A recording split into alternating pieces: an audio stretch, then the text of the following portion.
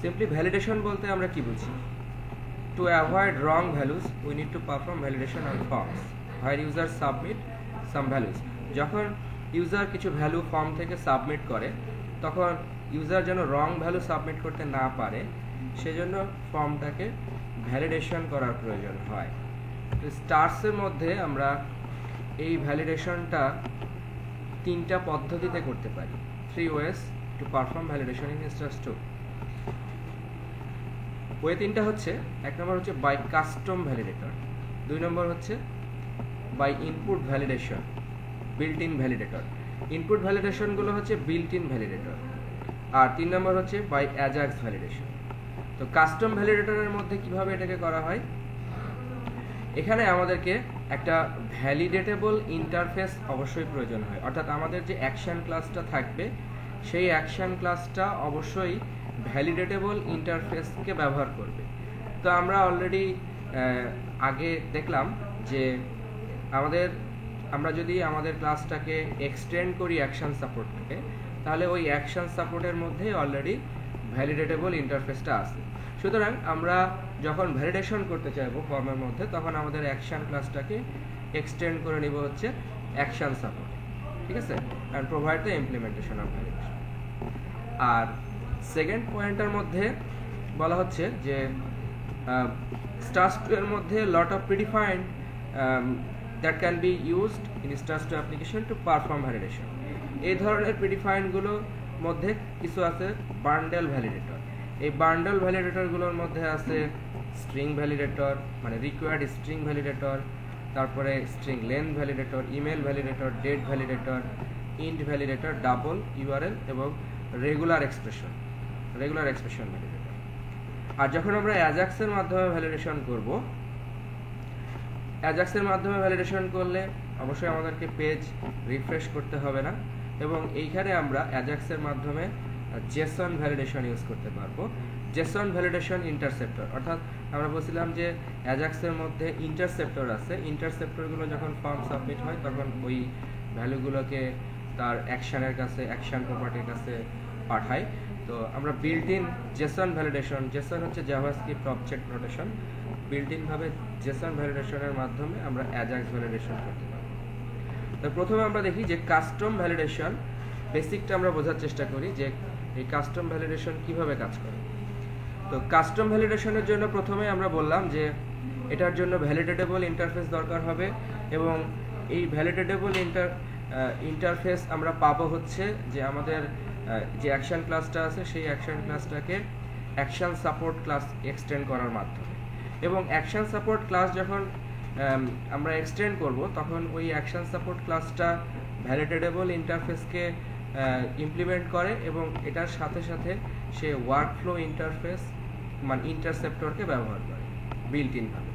এই workflow interceptor is used to get information about the error message defined in the action class.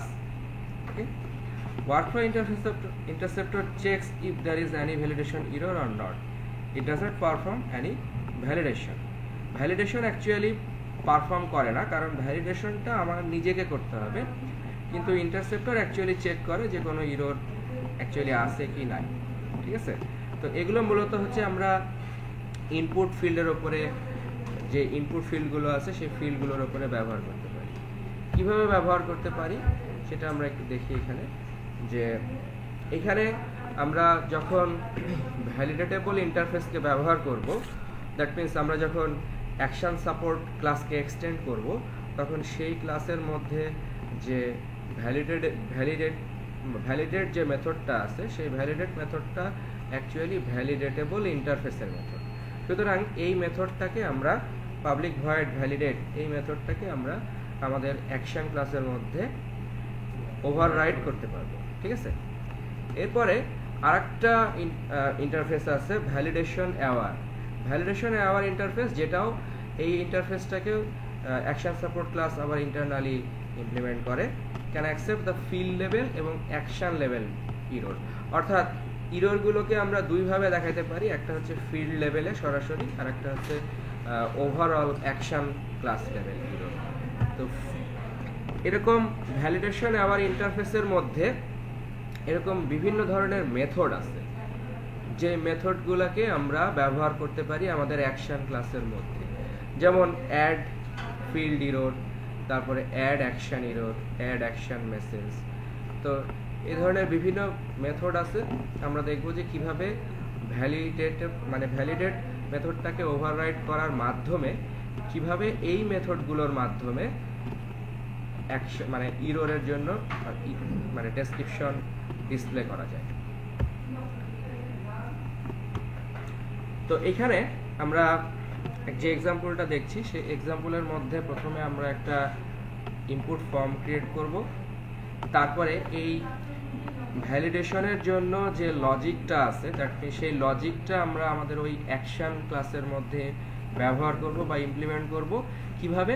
ওই action ক্লাসের মধ্যে আমরা action support ক্লাসটাকে extend করব এবং ওভাররাইড করব হচ্ছে ভ্যালিডেট মেথড। ওকে, এরপরে আমরা ওই define result for the error message by the name of stars.xml। মানে হচ্ছে যে যদি আমরা যখন ফর্মটা সাবমিট করব তখন ফর্মটা তো অ্যাকচুয়ালি ওই অ্যাকশনের কাছে চলে যাবে এবং অ্যাকশন তখন আসলে এক্সিকিউট মেথডকে কল করবে। তো এক্সিকিউট মেথডটা জেনারেলি রিটার্ন করে হচ্ছে সাকসেস, কিন্তু যদি সাকসেস রিটার্ন না করে, ইরর রিটার্ন করে, তখন ওইটা আবার আরেকটা স্ট্যাটিক ভ্যালু রিটার্ন করে, সেটা হচ্ছে ইনপুট। আমরা দেখছিলাম অ্যাকশন ইন্টারফেসের মধ্যে এরকম ইনপুট আছে, সাকসেস আছে। তো আমরা বলে দিতে পারি যে যদি ভ্যালিডেশন সাকসেসফুল না হয় তাহলে ফর্মটা যেন ওই পেজেই থেকে যায়।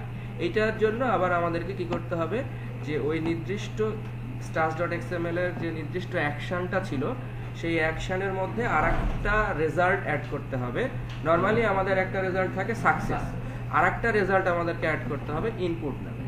ওকে, তো সেই ব্যাপারটা আমরা দেখি যে এখানে একটা index.jsp প্রথমে একটা পেজ তৈরি করা হবে, তারপরে একটা লজিক একটা অ্যাকশন পেজ তৈরি করা হবে, রেজিস্ট্রেশন action.java। stars.xml এর মধ্যে আমরা ওই রেজাল্টের জন্য ওই অ্যাকশনটা অ্যাড করব এবং যদি এটা সাকসেস হয় তাহলে এটা ওয়েলকাম পেজে যাবে। তাহলে আমরা দেখি যে index.jsp পেজের মধ্যে এটা জাস্ট একটা ফর্ম তৈরি করা হয়েছে। এই ফর্মের মধ্যে আমরা দেখতে পাচ্ছি যে একটা টেক্সট ফিল্ড আছে, একটা পাসওয়ার্ড ফিল্ড আছে, যে ইউজার তার ইউজার নেম এবং পাসওয়ার্ড দিয়ে রেজিস্ট্রেশন করবে। রেজিস্ট্রেশনের জন্য সে এই পেজটা যেখানে সাবমিট করবে সেটা হচ্ছে রেজিস্টার। তাহলে এই stars.xml এর মধ্যে এই রেজিস্টার অ্যাকশনটাকে আমাদের কনফিগার করতে হবে।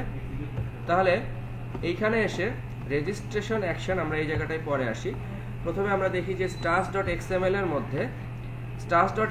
এর মধ্যে আমরা এখানে একটা অ্যাকশনের নাম বললাম রেজিস্টার, দ্যাট মিনস যেটা আমরা ফর্মের সাথে অ্যাড করলাম। এরপরে আমরা ওই ক্লাসের নামটা এখানে সংযুক্ত করব।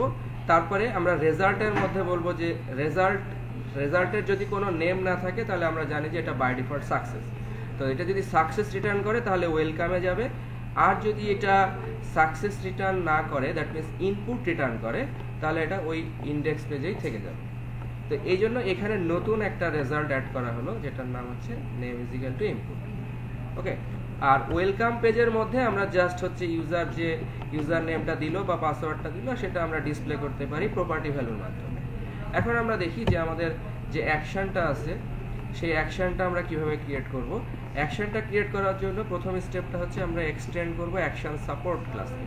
অ্যাকশন সাপোর্ট ক্লাসকে এক্সটেন্ড করার পরে অবভিয়াসলি আমাদের দুইটা প্রপার্টি থাকবে, নেম, পাসওয়ার্ড, এবং এগুলোর জন্য গেটার সেটার থাকবে এবং এক্সিকিউট মেথড থাকবে। এক্সিকিউট মেথডটা সাকসেস রিটার্ন করবে।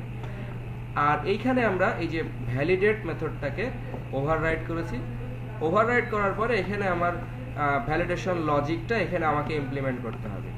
এখানে আমরা বলবো যে যদি name dot length less than 1 হয়, অর্থাৎ নেমের মধ্যে যদি ইউজার কোনো ভ্যালু না দেয়, তাহলে এই যে অ্যাড ফিল্ড ইরর যে মেথডটা, সেই মেথডটা কোথায় ছিল, সেই মেথডটা আমরা দেখে আসলাম যে এই মেথডটা ছিল হচ্ছে যে এইখানে আমরা বিভিন্ন মেথড দেখলাম যে ভ্যালিডেশন অ্যাওয়ার ইন্টারফেসের মধ্যে এই যে অ্যাড ফিল্ড ইরর মেথডটা আছে। এই ভ্যালিডেশন অ্যাওয়ার ইন্টারফেসটা আবার ইন্টারনালি অ্যাকশন সাপোর্ট ক্লাসটা কি করছে, ব্যবহার করছে, তাই না, ইমপ্লিমেন্ট করছে। তো এইখানে আমরা এসে ব্যবহার বললাম যে অ্যাড ফিল্ড ইররের মধ্যে আমরা বলে দিলাম যে এটা কোন ফিল্ডের জন্য, দ্যাট মিনস এই নেমের জন্য, আর মেসেজটা কি name can not be blank. ঠিক একইভাবে আমরা পাসওয়ার্ড লেন দিলাম লেস দেন 6 যদি হয় আমরা বললাম যে password lane must be greater than 5। ওকে, তাহলে এখানে একটা প্রশ্ন জাগতে পারে, সেটা হচ্ছে যে এই ফর্মটা এক্সিকিউট হতে হতে সাকসেস রিটার্ন করছে, ইনপুটটা কখন রিটার্ন হবে? ইনপুটটা হচ্ছে বাই ডিফল্ট ভাবে রিটার্ন হবে, অর্থাৎ ওইখানে যে যদি কোনো ইরর হয় সেই ইররটা বাই ডিফল্ট ভাবে, এখানে আমরা বললাম যে এই ইররটা বাই ডিফল্ট ভাবে আমাদেরকে এটাকে ক্যাচ করবে, ভ্যালিডেশন এরর ক্যাচ করবে। এই ভ্যালিডেশন এরর তখন দেখবে যে এখানে কোনো ইরর আছে, তখন এটা বাই ডিফল্ট ভাবে ইনপুট রিটার্ন করবে। আর ওই বাই ডিফল্ট ভাবে ইনপুট রিটার্ন করলে পেজটা কোথায় থাকবে? ওই পেজেই থেকে যাবে। তখন ওই যেহেতু ওইটা হচ্ছে এখানে আমরা ইউজ করলাম হচ্ছে ফিল্ড ইরর, তখন এই ইন্ডেক্স পেজের মধ্যে এই ফিল্ডের জাস্ট নিচে ওই ইরর মেসেজটা ডিসপ্লে হবে। ঠিক আছে, তো এইটাই হচ্ছে আমাদের প্রথম ভ্যালিডেশনের জন্য বেসিক। এই কাজটা আমরা এখন পরবর্তীতে হাতে কলমে করে দেখব।